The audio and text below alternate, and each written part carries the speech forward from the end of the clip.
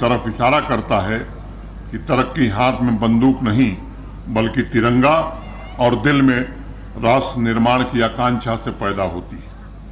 साथियों, आज जम्मू कश्मीर का नौजवान हर सेक्टर में खुले दिमाग से ग्लोबलाइज्ड वर्ल्ड का सिटीजन बनकर आगे बढ़ने के लिए compete कर रहा है और ये कंपटीशन खेल भावना से ही पैदा होती है।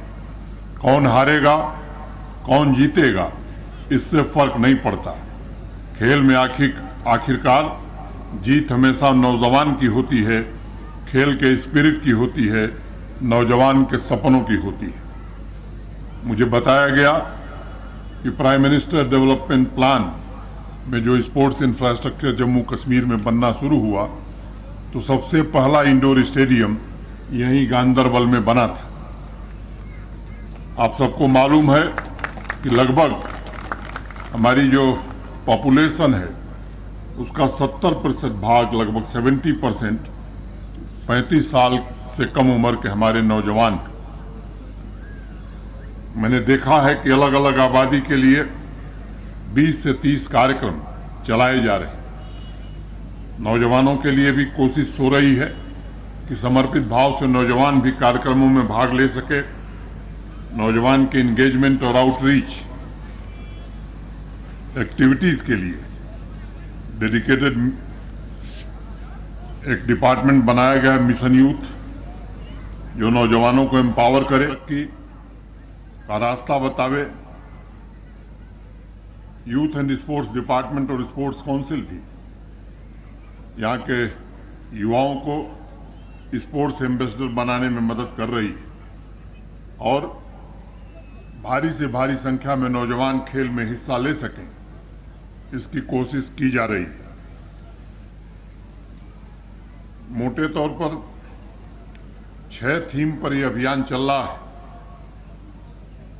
जिसे मिशन यूथ के नाम से हम सबने शुरू किया।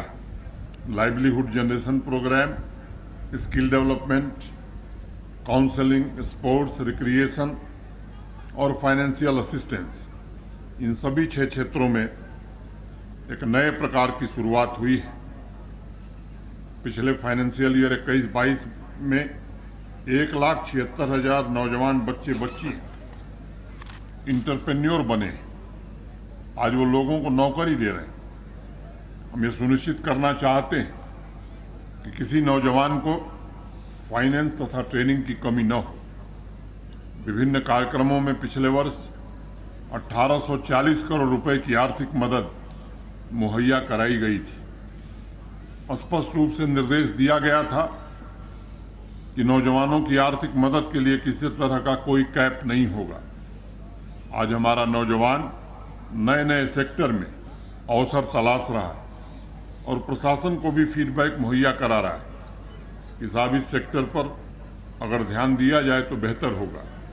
इसी महीने गांदरबल के ही एक नौजवान पीरजादा विकार शाह ने मुझे एक पत्र भेजा था कि साहब हार्टिकल्चर की तरह अगर फ्लोरिकल्चर पर ध्यान दिया जाए तो उसमें भी इंटरप्रेन्योरशिप की तमाम संभावनाएं मौजूद हैं। मुझे पत्र पढ़कर खुशी हुई और मैंने आवाम की आवाज़ के प्रोग्राम में उसे शामिल किया और विकार शाह के सुझावों पर आवश्यक कार्रवाई हेतु निर्देश भी दिए गए। ये सिर्फ एक उदाहरण है कि आपके सपनों और आकांक्षाओं को पूरा करने के लिए और उस बात का ख्याल रखा जाता है।